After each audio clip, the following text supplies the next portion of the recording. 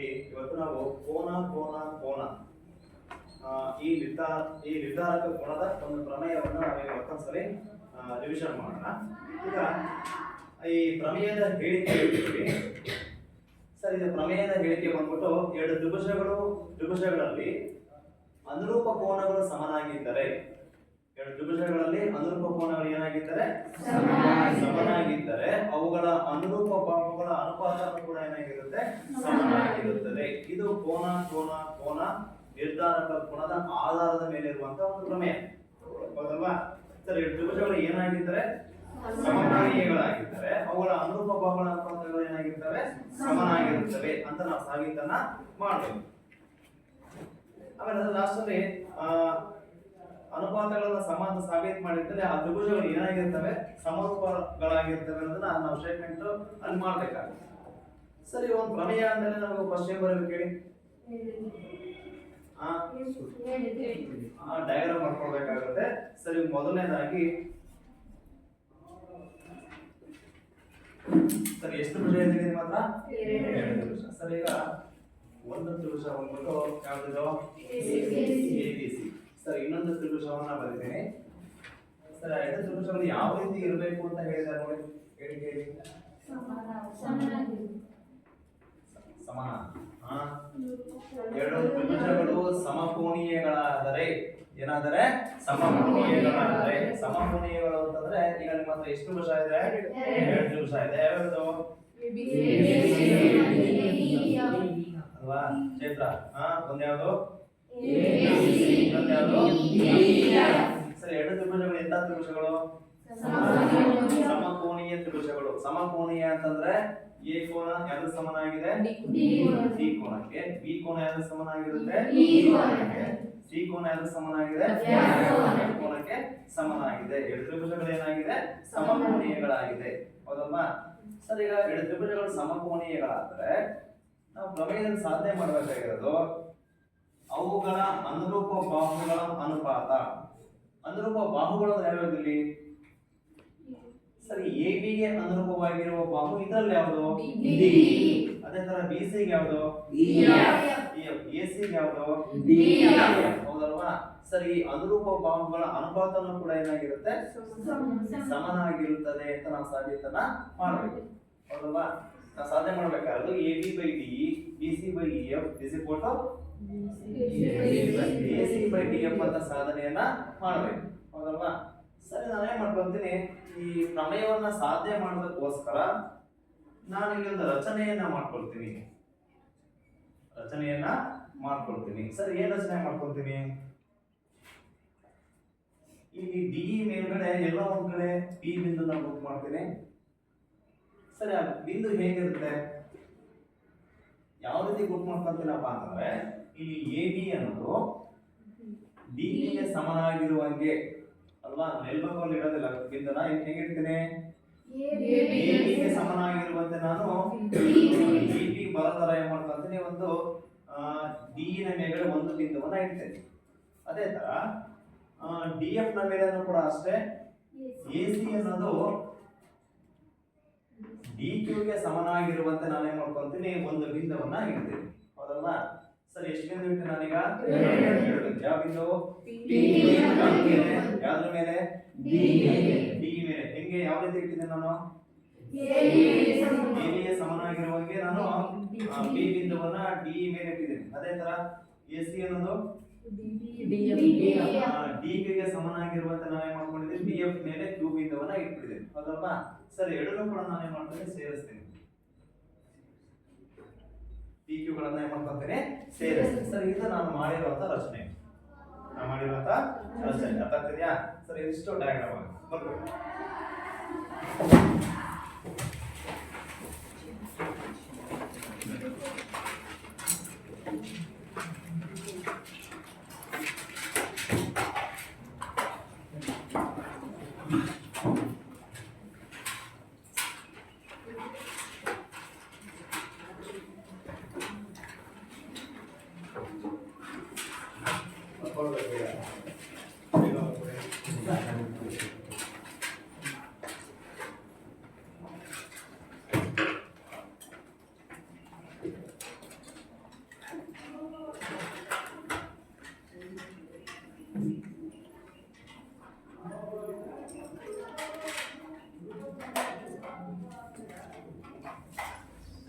Sir ನೋಡ್ರಿ diagram.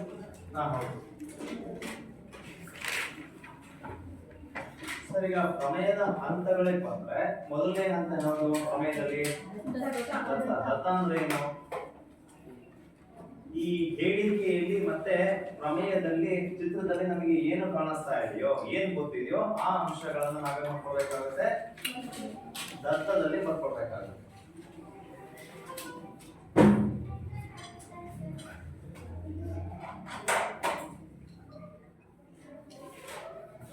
ಸರಿ ಹೇಳಿ, ದತ್ತ ಏನ್ ಮಾಡ್ತೀವಿ? ಡಯಾಗ್ರಾಮ್ ಆಯ್ತದ? ಬರ್ಕೊಳ್ಳಿ. ಸರಿ ದತ್ತ. ಸರಿ ಡಯಾಗ್ರಾಮ್ ನಿಮಗೆ ಏನ್ ಕಾಣಿಸ್ತಾ ಇದೆ? ದತ್ತ ಬಹಳ ಈಸಿ.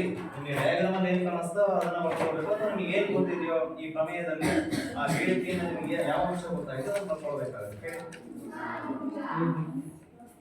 ಆ ಹೇಳಿಕೆಯ ಮೊದಲನೇ ಸಾಲು ನೋಡಿ ಹೇಳ್ತೀನಿ ನಾನು. ಎರಡು ತ್ರಿಭುಜಗಳು ಸಮಕೋನೀಯಗಳಾಗಿದ್ದರೆ ಅಂತ ಹೇಳಿದ್ದಾರೆ. ಎರಡು ತ್ರಿಭುಜಗಳು ಯಾವ ರೀತಿ ಇದೆ? ಸಮಕೋನೀಯಗಳು. ಗೊತ್ತಾನ? ಯಾವ ಕೋನ ಸಮನಾಗಿದೆ ಅಂತ ಅದನ್ನ ಬರ್ಕೊಂಡ್ರೆ ಮುಗಿತು ಅಲ್ವಾ? ನೋಡಿ ಫಸ್ಟ್ ಕೇಳಿಸ್ಕೊಳ್ಳಿ, ನೋಡ್ಕೊಳ್ಳಿ. ಈಗ ತ್ರಿಭುಜ ಯಾವ ಹೇಳಿ? ABC ಮತ್ತು ಇನ್ನೊಂದು ಯಾವುದು? ಸರಿ DEF ಗಳಲ್ಲಿ. ಸರಿ ಈಗ ಸಮಕೋನೀಯ ಅಂತ ಅವರೇ ಹೇಳ್ಬಿಟ್ಟಿದ್ರಲ್ವಾ? ಎರಡು ತ್ರಿಭುಜಗಳು ಅಂತ ಹೇಳಿದಾರೆ ಅವರು. ಸಮಕೋನೀಯ ಬರ್ಕೊಂಡ್ರೆ ಹೋಗಿತ್ತು. ABC ಮತ್ತು DEF ಗಳಲ್ಲಿ ಕೋನ A is equal to ಯಾವುದು? ಕೋನ D. ಆಮೇಲೆ ಕೋನ B is equal to ಕೋನ E. ಕೋನ C is equal to ಕೋನ F. ಹೌದಲ್ವಾ? ಮುಗಿತು, ಅರ್ಥ ಇದೆ ಹೌದಲ್ವಾ? ತ್ರಿಭುಜ ABC ಮತ್ತು DEF ಗಳಲ್ಲಿ ಕೋನ A is equal to ಕೋನ D, ಕೋನ B is equal to ಕೋನ E, ಕೋನ C is equal to ಕೋನ F. ಇದಿಷ್ಟು ಏನಾಯ್ತು? ಅರ್ಥ ಆಯ್ತು. ನೆಕ್ಸ್ಟ್ ಆಮೇಲೆ ಸಾಧನೀಯ. ಏನ್ ಸಾಧನೆ ಮಾಡ್ಬೇಕು? ಈ ಆ ಡಯಾಗ್ರಾಮ್ ಬರೆಯಬೇಕಾದ್ರೆ ಹೇಳಿದಲ್ವಾ ಏನ್ ಸಾಧನೆ ಮಾಡ್ಬೇಕು ಅಂತ? ಯಾರು? ರೈಟ್. ಯಾರು? ಮೊದಲನೇದಾಗಿ AB by DE is equal to BC by EF is equal to AC by BF. ಹೌದಲ್ವಾ?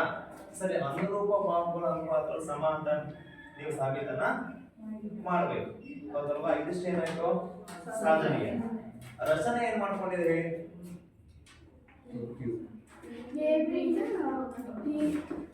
ನೋಡಿ ಸಿಂಪಲ್ ಆಗಿದೆ. AB is equal to DP, AB is equal to DP, AC is equal to DQ ಆಗುವಂತೆ ಇವೆರಡು ಸಮ ಆಗುವಂತೆ ತಾನೆ?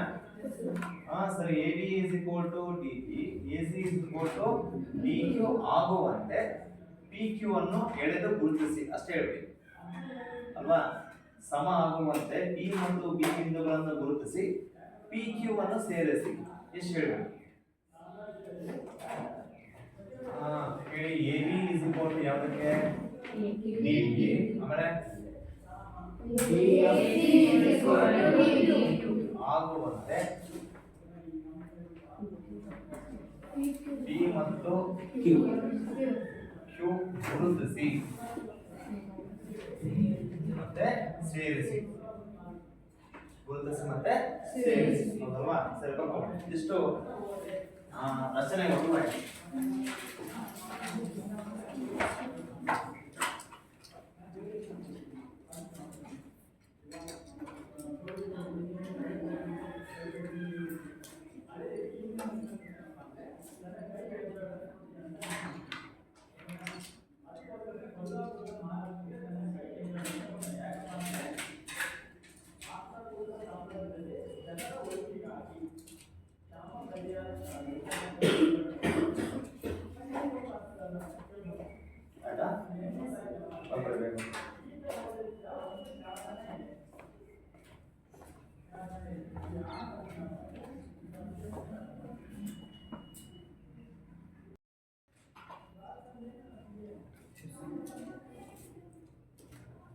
Sir ಈಗ ಎಷ್ಟಂತ ಹೇಳಿ?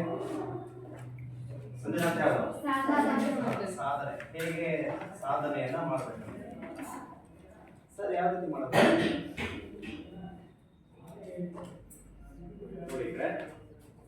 ಈಗ ನಾವಿಲ್ಲಿ ಸಾಧನೆಯಲ್ಲಿ ಮೊದಲು ಭೂಮಿಕಲ ಸರಿ, ಮೊದಲು ABC ಮತ್ತು DPQ ತ್ರಿಭುಜಗಳನ್ನ ತೆಗೆದುಕೊಳ್ಬೇಕು. ಯಾವ್ಯಾವ ಹೇಳಿ? ಹೌದಲ್ವಾ? ABC ಮತ್ತು DPQ ಗಳನ್ನ ತಗೊಂಡು ಅಲ್ಲಿ ಏನೇನು ಸಮನಾಗಿದೆಯೋ ಆ ಅಂಶಗಳನ್ನ ಬರ್ಕೊಂಡು ನಾವು ಆ ತ್ರಿಭುಜಗಳನ್ನ ಸರ್ವ ಸಮ ಅಂತ ಸಾಬೀತನ್ನ ಮಾಡ್ಬೇಕಾಗುತ್ತೆ. ಹೌದಲ್ವಾ? ಸರಿ, ಯಾವ ತ್ರಿಭುಜ ಇನ್ನೊಂದ್ಸರಿ ಹೇಳಿ? ಸರಿ ನೋಡಿ, ಕಾಣಿಸುತ್ತಾ? ತ್ರಿಭುಜ ABC ಮತ್ತು DPQ ಗಳಲ್ಲಿ ಅವನ್ನ ತೆಗೆದುಕೊಂಡು ಅಲ್ಲಿ ಏನೇನು ಸಮನಾಗಿದೆಯೋ ಆ ಅಂಶಗಳನ್ನ ಬರ್ಕೊಳ್ಬೇಕು. ಸರಿ, ತ್ರಿಭುಜಗಳಲ್ಲಿ ಏನೇನು ಸಮನಾಗಿದೆ ಹೇಳಿ ನೋಡೋಣ. ಸಮನಾಗಿರುವ ಮೂರು ಅಂಶಗಳನ್ನು ಹೇಳಿ.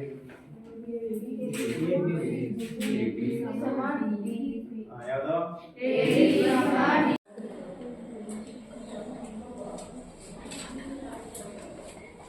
ನೋಡಿ, ಇಲ್ಲಿ ಮೊದಲನೇ ಸಮನಾಗಿರೋ ಅಂಶ ಬಂದ್ಬಿಟ್ಟು ಯಾವುದು? ನೋಡಿ, AB is equal to DP. ಎರಡನೇ ಸಮನಾಗಿರೋ ಅಂಶ ಅದು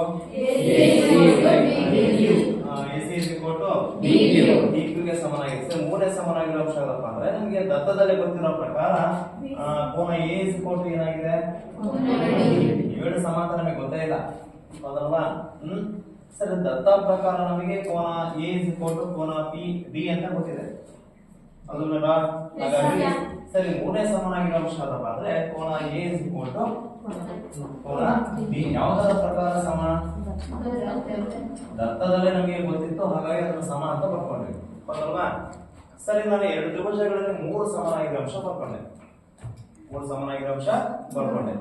ಸರಿ, ಈಗ ಇದು ಯಾವ ಸಿದ್ಧಾಂತ ಅಪ್ಲೈ ಆಗುತ್ತೆ ಇಲ್ಲಿ?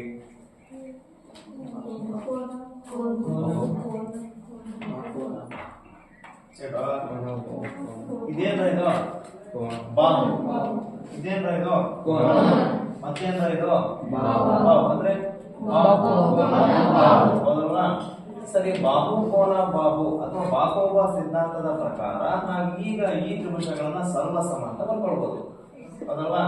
ಸರಿ, ಮೂರು ಸಮನಾಗಿರೋ ಅಂಶಗಳನ್ನ ಬರ್ಕೊಂಡ್ವಿ.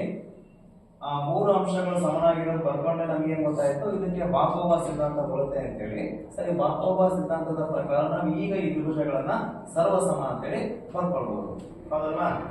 ಹಾಗೆ ನೆಕ್ಸ್ಟ್ ಬಂದ್ವಿ ತ್ರಿಭುಜ ABC ಸರ್ವ ಸಮ. ಯಾವ್ದಕ್ಕೆ? ಯಾವ ತ್ರಿಭುಜ ಹೇಳುವ? DPQ ಗೆ ಏನಾಗಿದೆ? ಸರ್ವ ಸಮವಾಗಿದೆ. ಯಾವ್ದರ ಪ್ರಕಾರ?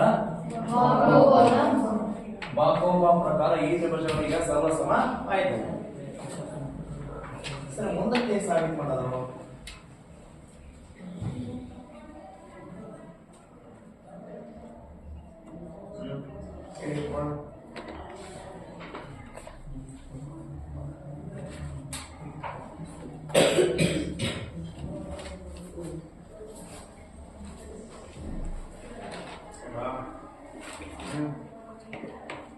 ಸರಿ, ಈಗ ತ್ರಿಭುಜಗಳು ಸರ್ವ ಸಮ ಆದ್ರೆ ಆ ತ್ರಿಭುಜಗಳಲ್ಲಿ ಬರುವಂತಹ ಮಿಕ್ಕ ಅನುರೂಪ ಅಂಶಗಳು ಕೂಡ ಏನಾಗಿರ್ತವೆ?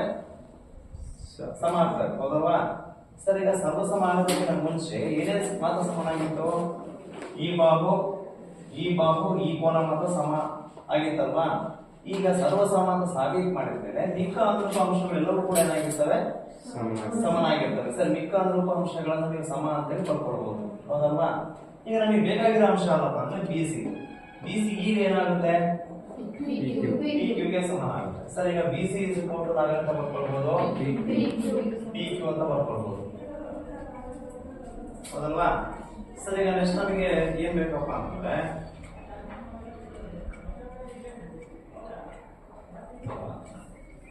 ಸರ್, ಈಗ ಮಾಡ್ಕೊಳ್ಳಿ. ಆಮೇಲೆ ಕೋನ B ಸಮ ಅಂತ ಮುಂಚೆ ಗೊತ್ತಿತ್ತಾ? ಅಲ್ಲ, ಇದಕ್ಕೆ ಸಮನಾಗಿದೆ. ಆದ್ರೆ 7 ತ್ರಿಭುಜಗಳನ್ನ ನೋಡ್ಕೊಂಡಾಗ ನಾವು ಕೋನ B ಕೋನ ಈ ಕೋನ ಸಮ ಅಂತ ಬರ್ಕೊಳ್ಬಹುದಾ? ಮಾತಾಡಿ. ಸರ್, ಈ 7 ತ್ರಿಭುಜ ತಗೊಂಡ್ರೆ ಈ ಕೋನ ಎಂತ ಕೋನ ಆಗುತ್ತೆ? ಅನುರೂಪ ಕೋನ ಆಗುತ್ತಾನೆ, ಹೌದಲ್ವಾ? ಸರಿ, ಈಗ ಸರ್ವಸಮಾನ ಸಾಬೀತು ಮಾಡಿದ್ಮೇಲೆ ನಾವು ಅನುರೂಪ ಕೋನಗಳನ್ನು ಸಮ ಅಂತ ಬರ್ಕೊಳ್ಬಹುದು. ಹಾಗಾಗಿ ಇದಕ್ಕೆ ಅನುರೂಪವಾಗಿರುವ ಕೋನ ಯಾವುದು? ಈ ಕೋನ. ಇವೆರಡನ್ನ ಸಮ ಅಂತ ಬರ್ಕೊಳ್ತೀನಿ ನನಗೆ. ಸರಿ, ಆ ಕೋನ ಅಂದ್ರೆ ಯಾಕೆ ಹೇಳಿದ್ರೆ ಪೂರ್ತಿ ಕೋನ A B C is equal to ಇಲ್ಲಿ ಕೋನ ಡಿ ಪಿ ಕ್ಯೂಗೆ ಸಮನಾಗಿದೆ. ಹೌದಲ್ವಾ? ಸರಿ, ಈಗ ಇದು ಸಮನಾಗಿದೆ. ಅದಕ್ಕಿಂತ ಮುಂಚೆ ನಿಮಗೆ ಏನು ಗೊತ್ತಿತ್ತು?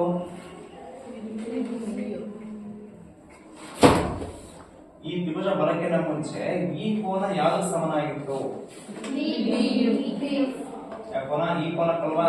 ಸರಿ, ಹಾಗಾದ್ರೆ ಈ ಕೋನ ಸಮ ಇತ್ತಲ್ವಲ್ಲ, ಅದೊಂದು ಅಂಶ ಬರ್ಕೋಬೇಡ. ಸರಿ, ಆ ಕೋನ ಅಂದ್ರೆ ಯಾವುದು? ಕೋನ ಎಬಿಸಿ ಇಸ್ ಈಕ್ವಲ್ ಟು ಕೋನ ಡಿಇಎಫ್ ಗೆ ಸಮನಾಗಿದೆ ಅಂತ ಮುಂಚೆ ಬರ್ತಿತ್ತು. ಹೌದಲ್ವಾ? ಈಗ ನೋಡಿ, ಈ ಕೋನ ಏನಾಗಿದೆ? ಸಮ ಅಂತ ಬರ್ಕೊಂಡಿದ್ವಿ. ಹೌದಲ್ವಾ? ಸರಿ, ಈ ಕೋನ ಏನಾಗಿದೆ? ಎರಡು ಕೂಡ ಏನಾಗಿದೆ? ಸಮನಾಗಿದೆ. ಹಾಗಾದ್ರೆ ಮೂರು ಕೋನ ಕೂಡ ಸಮನಾಗಿದಾವಲ್ವಾ? ಈ ಕೋನ ಸಮನಾಗಿದೆ. ಅದೇ ಇದೇ ಕೋನ ಮತ್ತೆ ಏನಾಗಿದೆ? ಈ ಕೋನ ಸಮನಾಗಿದೆ. ಹಾಗಾದ್ರೆ ಮೂರು ಕೋನಗಳು ಏನಾಗಿದೆ ಅಂತ ಗೊತ್ತಾಯ್ತು. ಈಗ ಸಮ ಇದೆ ಅಂತ ಗೊತ್ತಾಯ್ತಲ್ವಾ? ನಾವು ಯಾವ್ದಾದ್ರು ಎರಡು ಕೋನ ತಗೊಂಡು ಸಮ ಅಂತ ಬರ್ಕೊಳ್ಬೋದಾ?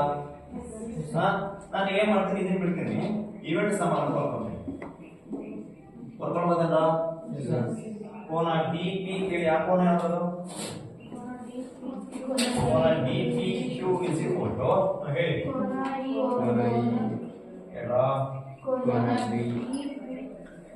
ಡಿ ಇ ಎಫ್ ಅಂತ ಬರ್ಕೊಳ್ತೀವಿ. ಹೌದಲ್ವಾ? ಸರ್, ಈಗ ಎರಡು ಕೋನ ಬರ್ಕೊಂಡ್ಮೇಲೆ ಈ ಎರಡು ಕೋನ ಸಮನಾಗಿದೆ ಅಂತ ಗೊತ್ತಾದ್ಮೇಲೆ ಈ ಪಿ ಕ್ಯೂ ಮತ್ತೆ ಇ ಎಫ್ ಗಳು ಏನಾಗಿರುತ್ತೆ? ಸಮಾಗಿದ್ದಾವೆ. ಸಮಾನ ನೋಡಿ, ತೀರ್ಥ ಪ್ರಮೇಯ ಮಾಡ್ಕೊಳ್ಳಿ. ಹೌದಲ್ವಾ? ಸರಿ, ಎರಡು ಕೋನ ಸಮನಾಗಿದೆ ಅಂದ್ಕೊಂಡ್ಮೇಲೆ ಈ ಪಿ ಕ್ಯೂ ಏನಾಗಿರುತ್ತೆ? ಈ ಎಫ್ ಗೆ ಸಮಾಂತರವಾಗಿರುತ್ತೆ. ಏನಾಗಿರುತ್ತೆ ಹೇಳಿ? ಸಮಾಂತರವಾಗಿರುತ್ತೆ. ಸರ್, ಈಗ ಅದನ್ನು ಬರ್ಕೊಂಡ್ಬಿಡ್ತೀವಿ. ಅವೆರಡು ಕೋನ ಸಮನಾಗಿದ್ದಾಗ ಪಿ ಕ್ಯೂ ಸಮಾಂತರ ಯಾವುದಕ್ಕೆ? ಇಎಫ್ ಏನಾಗಿರುತ್ತೆ? ಸಮಾಂತರ. ಇವೆರಡು ಕೋನ ಸಮನಾಗಿದ್ದಾಗ ಈ ಬಾಹು ಏನಾಗಿರುತ್ತೆ? ಸಮಾಂತರವಾಗಿರುತ್ತೆ. ಹೌದಲ್ವಾ? ಸರಿ, ಇವೆರಡು ಸಮಾಂತರವಾಗಿದ್ದಾಗ ನಾವು ಇಲ್ಲಿ ಯಾವ ಪ್ರಮೇಯವನ್ನು ಅಪ್ಲೈ ಮಾಡ್ಕೊಳ್ಬಹುದು? ಪೇರ್ಸ್ನ ಪ್ರಮೇಯವನ್ನ ಅಪ್ಲೈ ಮಾಡ್ಕೊಳ್ಬಹುದು. ಹೌದಲ್ವಾ? ಸರಿ, ಒಂದು ಭಾಗಕ್ಕೆ ಸಮಾಂತರವಾಗಿ ಹೇಳೋದಕ್ಕೆ ಏನ್ ಮಾಡುತ್ತೆ? ಉಳಿದೆರಡು ಭಾಗಗಳನ್ನ ಸಮಾನುಪಾತದಲ್ಲಿ ವಿಭಾಗವನ್ನ ಮಾಡುತ್ತೆ ಪೇರ್ಸ್ನ ಪ್ರಮೇಯ. ಉಪಪ್ರಮೇಯದ ಪ್ರಕಾರ ನಾವೇ ಮಾಡ್ಕೊಳ್ಬಹುದು. ಈ ತ್ರಿಭುಜ ಮತ್ತೆ ಈ ತ್ರಿಭುಜದ ಅನುರೂಪ ಬಾಹುಗಳ ಅನುಪಾತವನ್ನ ಮಾಡ್ಕೊಳ್ಬಹುದು. ಸರಿ, ಅರ್ಥ ಮಾಡ್ಕೊಳ್ಳಿ. ಇವೆರಡು ಸಮಾಂತರವಾಗಿದ್ದಾಗ ಪೇರ್ಸ್ನ ಉಪಪ್ರಮೇಯದ ಉಪಪ್ರಮೇಯದ ಪ್ರಕಾರ ಇಲ್ಲಿ ಯಾವ ತ್ರಿಭುಜ ಇದೆ? ಇಲ್ಲೊಂದು ತ್ರಿಭುಜ ಇದೆ. ಯಾವ್ದು? ಡಿಇಕ್ಯೂ. ಮುಂಚೆ ಯಾವ್ದಿತ್ತು? ಡಿಇಎಫ್. ಹೌದಲ್ವಾ? ಸರಿ, ಈ ತ್ರಿಭುಜಗಳ ಅನುರೂಪ ಬಾಹುಗಳ ಅನುಪಾತವನ್ನು ಬರ್ಕೊಳ್ಬಹುದು ಪೇರ್ಸ್ನ ಉಪಪ್ರಮೇಯದ ಪ್ರಕಾರ. ಪೇರ್ಸ್ನ ಪ್ರಮೇಯದ ಪ್ರಕಾರ ಏನ್ ಬರ್ಕೊಳ್ಬಹುದು? ಡಿಟಿ ಬೈ ಪಿ ಆಮೇಲೆ ಕ್ಯೂಎಫ್. ಹೌದಲ್ವಾ? ಪೇರ್ಸ್ನ ಉಪಪ್ರಮೇಯದ ಪ್ರಕಾರ ಏನ್ ಬರ್ಕೊಳ್ಬೇಕು? ನಾವು ಈ ತ್ರಿಭುಜ ಮತ್ತೆ ಈ ತ್ರಿಭುಜ ಇದೆ ಅಲ್ವಾ? ಸರಿ, ಆ ಬಾಹುಗಳ ಅನುರೂಪ ಬಾಹುಗಳ ಅನುಪಾತವನ್ನು ನಾವು ಬರ್ಕೊಳ್ಬಹುದು. ಸರಿ, ಈಗ ಈ ತ್ರಿಭುಜ ಅಂದ್ರೆ ಯಾವುದು? ಯಾವ ಬಾಹು ಬರುತ್ತೆ? ಡಿಪಿ. ಈ ತ್ರಿಭುಜ ಅಂದ್ರೆ ಯಾವ್ದು ಬರುತ್ತೆ? ಡಿಬಿ. ಹೌದಲ್ವಾ? ಹಾಗಾದ್ರೆ ಡಿಪಿ ಬೈ ಏನಾಗುತ್ತೆ? ಡಿಬಿ ಆಗುತ್ತೆ. ಒಂದು ಅನುಪಾತ. ಸರಿ, ಅರ್ಥ ಮಾಡ್ಕೊಳ್ಳಿ. ಹೇಳಿ, ಡಿಪಿ ಬೈ ಏನಾಗುತ್ತೆ? ಡಿಎಫ್. ಒಂದಾಗಿದೆ. ಎರಡನೇ ಬನ್ನಿ, ಪಿ ಕ್ಯೂ ಬೈ ಇಎಫ್ ಬರ್ಕೊಳ್ಬೋದಾ? ಸರಿ, P Q by EF. Last one ಹೇಳಿ, D Q by QF. D Q by DF. D Q by DF ಆಗುತ್ತೆ. ಡಿ ಕ್ಯೂ ಬೈ ಸರಿ, ಯಾವ್ದರ ಪ್ರಕಾರ ಇದು? ಉಪಪ್ರಮೇಯದ ಪ್ರಕಾರ ನಾವು ಈ ಅನುಪಾತಗಳನ್ನ ಬರ್ಕೊಂಡ್ವಿ. ಹೌದಲ್ವಾ? ಸರಿ, ಈಗ ನೋಡಿ, ನಮಗೆ ಏನ್ ಗೊತ್ತಿದೆಯಪ್ಪ ಅಂತಂದ್ರೆ ನಾವಿಷ್ಟೆಲ್ಲ ಇವರ ಸರ್ವಸಮ್ಮತ ಸಾಬೀತು ಮಾಡಿದಾಗ ಎ ಬಿ ಇಸ್ಕೊಟ್ಟು ಬಿ ಕ್ಯೂ ಅಂತ ಯಾವುದು ಎ ಬಿ ಇಸ್ಕೊಟ್ಟು ಬಿ ಗೆ ಸಮನಾಗಿದೆ. ಸರ್ ಎ ಸಿ ಏನಾಗಿದೆ ಡಿ ಗೆ ಸಮನಾಗಿದೆ. ಬಿ ಸಿ ಏನಾಗಿದೆ ಹೌದಲ್ವಾ? ಹಾಗಾದ್ರೆ ನಾವು ಸರಿ ಈ ಭಾಗಗಳನ್ನ ತೆಗೆದಾಕ್ಬಿಟ್ಟು ಇದರ ಬದಲಾಗಿ ನಾವು ಇವು ಬರ್ಕೊಳ್ಬೋದಾ? ಸಮಯ ಇದೆ ತಾನೆ? ಸರಿ ಇದಕ್ಕೆ ಸಮನಾಗಿದ್ದಾಗ ನಾನು ಇದನ್ನ ತೆಗೆದಾಕಿ ಅದ್ರ ಇದನ್ನ ಬರ್ಕೊಳ್ಬಹುದು. ಇದನ್ನ ತೆಗೆದಾಕಿ ಈ ಬಾಹು ಬರ್ಕೊಳ್ಬಹುದು. ಸರಿ ಇದನ್ನ ತೆಗೆದಾಕ ಏನ್ ಮಾಡ್ಕೊಳ್ಬಹುದು? ನಾವು ಎ ಸಿ ನ ಬರ್ಕೊಳ್ಬಹುದು. ಹೌದಲ್ವಾ? ಸರಿ ಈ ಅನುಪಾತದ ನಾನು ಏನ್ ಮಾಡ್ಕೊಳ್ತೀನಿ? ಈ ತ್ರಿಭುಜದ ಬಾಹುಗಳನ್ನ ತೆಗೆದಾಕಿ ಈ ತ್ರಿಭುಜದ ಬಾಹುಗಳನ್ನ ಬರ್ಕೊಳ್ತೀನಿ. ಅವಾಗ ಏನಾಗುತ್ತೆ ನೋಡಿ ಹೇಳಿ ಮಾಡ್ಕೊಳ್ತೀವಿ. ಡಿ ಬಿ ಬಂದಾಗ ಏನ್ ಬರುತ್ತೆ? ಹಾ ಸರಿ ಎ ಡಿ ಬೈ ಡಿ ಒಂದಾಯ್ತು. ನೆಕ್ಸ್ಟ್ ಎಡದ ಬನ್ನಿ ಬಿ ಸಿ ಬೈ ಎಡದಾಯ್ತು. Next A C by D F ಮೂರದಾಯ್ತು. ಹೌದಲ್ವಾ? ಸರ್ ನಾವು ಸಾಧನೆ ಮಾಡ್ಬೇಕಾಗಿರೋದು ಬಂತು. ಹೌದಲ್ವಾ? ನೋಡಿ ಬಂದವಲ್ಲ? ಹಾ ಸರಿ ಸಾಧನೆ ಮಾಡ್ಬೇಕಾಗಿರೋದು A B by D B C by F A C by D F. ಹೌದಲ್ಲ? ಸಾಧನೆಯನ್ನ ಮಾಡಿದ್ದಾರೆ. ಅರ್ಥ ಆಗಿದ್ಯಾ? ಎರಡು ತ್ರಿಭುಜಗಳು ಸಮಕೋನೀಯಗಳಾಗಿದ್ದರೆ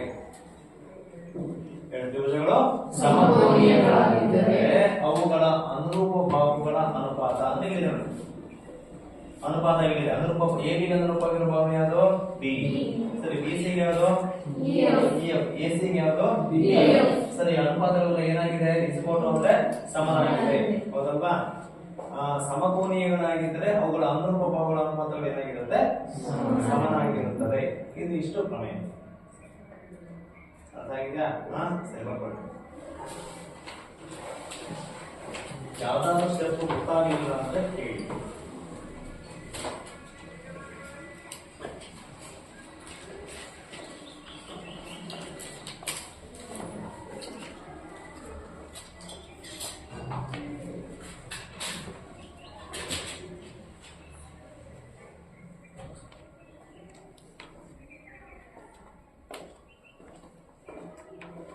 ಪ್ರಮೇಯ ನಿಮಗೆ 4 ಅಥವಾ 5 ಮಾರ್ಕ್ಸ್ಗೆ ಕೇಳ್ತಾರೆ. ಕಷ್ಟ ಏನಿಲ್ಲ, ನೋಡಿ ಪ್ರಾಕ್ಟೀಸ್ ಮಾಡಿದ್ರೆ ನಿಮಗೆ 4 ಅಥವಾ 5 ಮಾರ್ಕ್ಸ್ ಸಿಗುತ್ತೆ.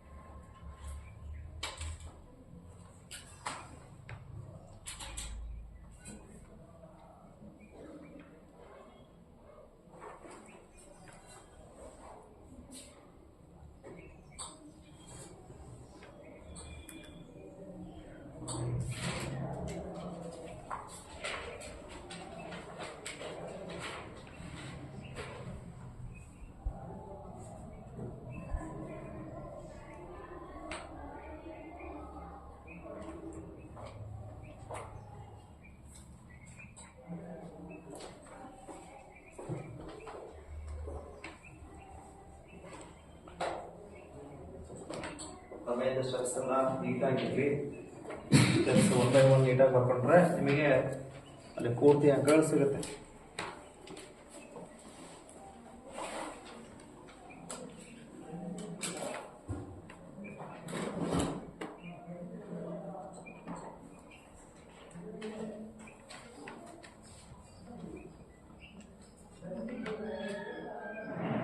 D B by D E ಅದು ಎಪ್ಪರ್ ಕಳಿದಾರ ಏನಾ ಸರ್?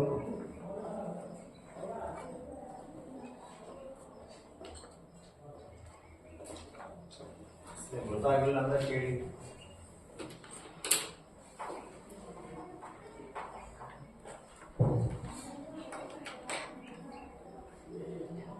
ಸಿಂಪಲ್ ಆಗಿ ಪ್ರಮೇಯದಲ್ಲಿ ಏನೇನು ಮಾಡಿದ್ರೆ ಸಾಧನೆಯಲ್ಲಿ ಯಾರು ಹೇಳ್ತಾರ?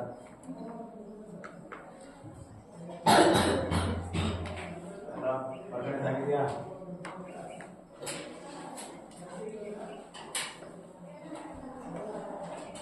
ನಿಲ್ಲಿಸಿ ಫಸ್ಟ್ ಬಿಡಿ. ಬರೀದನ್ನ ಕ್ಲೋಸ್ ಮಾಡಿ ಫಸ್ಟ್ ಕೇಳಿ ಚಿರಂಜೀವಿ ಸರ್. ಈಗ ನಾವು ಪ್ರಮೇಯದಲ್ಲಿ ಮಾಡಿರೋ ಸಿಂಪಲ್ ಆಗಿ ಹೇಳ್ಬಿಡ್ತೇನೆ ಸರ್. ಮೊದಲನೇದಾಗಿ ಎ ಬಿ ಸಿ ಏನಿದು ತ್ರಿಭುಜ, ಮತ್ತೊಂದು ಯಾವುದು ಬಿ ಟಿ ಕ್ಯೂ, ಹೌದಲ್ವಾ? ಈ ತ್ರಿಭುಜಗಳನ್ನ ತೆಗೆದುಕೊಂಡ್ಬಿಟ್ಟು ಸಮನಾಗಿರುವ ಮೂರು ಅಂಶಗಳನ್ನ ಬರ್ಕೊಂಡು ಇದನ್ನ ಸರ್ವ ಸಮ ಅಂತ ಸಾಬೀತು ಮಾಡಿದ್ದೀವಿ.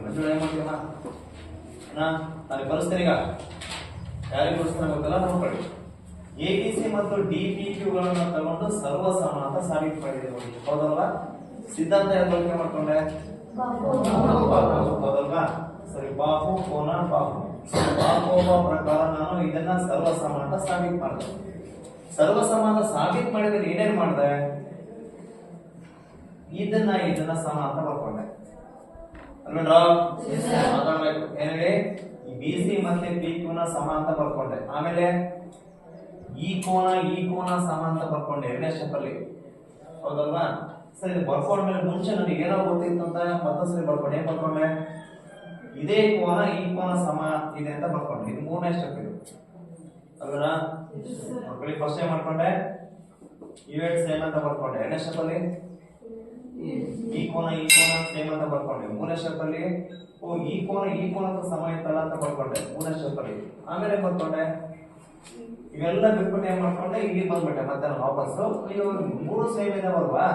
ಸರಿ, ಇವೆರಡು ಸೇಮ್ ಅಂತ ಬರ್ಕೊಂಡಿದೀನಿ ಅಲ್ವಾ? ನಾಲ್ಕನೇ ಸ್ಟೆಪ್ ಅಲ್ಲಿ ನಾನು ಏನ್ ಮಾಡ್ಕೊಂಡಿದೀನಿ? ಈ ಕೋನ ಸಮ ಅಂತ ಬರ್ಕೊಂಡಿದೀನಿ. ಸರಿ, ಈ ಕೋನ ಯಾವಾಗ ಸಮನಾಗುತ್ತಪ್ಪ ಅಂತಂದ್ರೆ ಇವೆರಡು ಸಮಾಂತರವಾಗಿದ್ದಾಗ ಮಾತ್ರ ಇವು ಸಮನಾಗಿರುತ್ತೆ. ಹಾಗಾಗಿ ಇವೆರಡನ್ನ ಸಮಾಂತರ ಅಂತ ಬರ್ಕೊಂಡಿದ್ದೀವಿ. ಇದೆಯಲ್ವಾ ಇಲ್ಲಿ? ನಾಲ್ಕು ಸ್ಟೆಪ್ ಆದ್ಮೇಲೆ ಇವೆರಡನ್ನ ಸಮಾಂತರ ಅಂತ ಬರ್ಕೊಂಡಿದ್ದೀವಿ. ಸಮಾಂತರ ಅಂತ ಬರ್ಕೊಂಡ್ಮೇಲೆ ಏನ್ ಮಾಡಿದೆ ನಾನು? ಈ ತ್ರಿಭುಜ ಮತ್ತೆ ಇಲ್ಲಿದೆಯಲ್ವಾ? ಯಾವ ತ್ರಿಭುಜ ಇದೆ?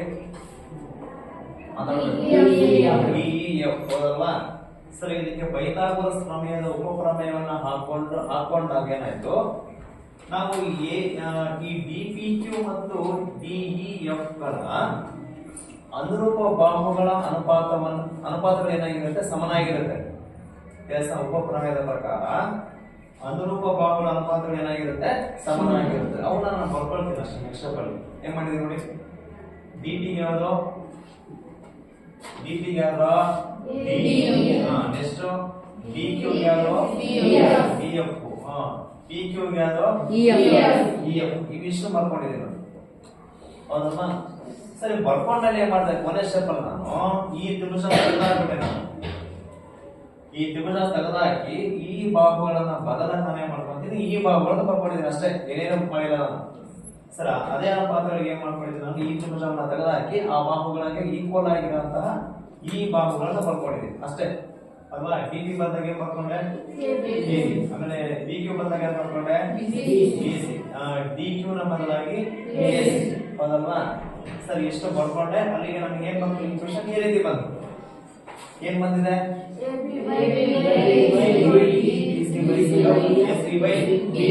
ಹೌದಲ್ವಾ?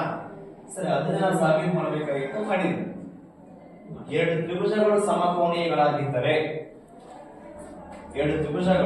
ಸಮಕೋನೀಯಗಳಾಗಿದ್ದರೆ ಅವುಗಳ ಅನುರೂಪ ಬಾಹುಗಳ ಅನುಪಾತಗಳು ಕೂಡ ಏನಾಗಿರುತ್ತೆ? ಸಮನಾಗಿರುತ್ತದೆ ಅನ್ನೋದೇ ಈ ಪ್ರಮೇಯ. ಸೊ ನಾವು ಸಾಧನೆ ಮಾಡಬೇಕಾಗಿದ್ದು, ಸಾಧನೆ ಮಾಡಿರೋದು ಏನಪ್ಪಾ ಅಂದ್ರೆ ಎ ಬಿ ಬೈ ಡಿ, ಆಮೇಲೆ B C by E F, A C by D F, ಈ ಮೂರು ಅನುಪಾತಗಳು ಸಮನಾಗಿದೆ ಅಂತ ನಾವು ಏನ್ ಮಾಡ್ತೀವಿ? ಸಾಬೀತನ್ನ ಮಾಡ್ಕೊಂಡಿದ್ದೀವಿ. ಅರ್ಥ ಆಗಿದೆಯಾ? ಬರ್ಕೊಂಡಿದ್ರಲ್ವಾ? ಯಾರು ಬರೀತಾರಲ್ವ ಈಗ?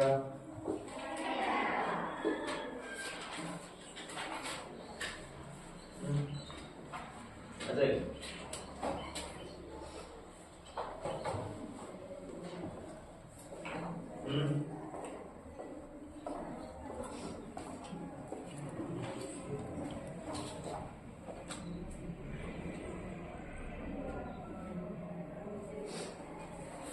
ಬರಬೇಕೀಗ.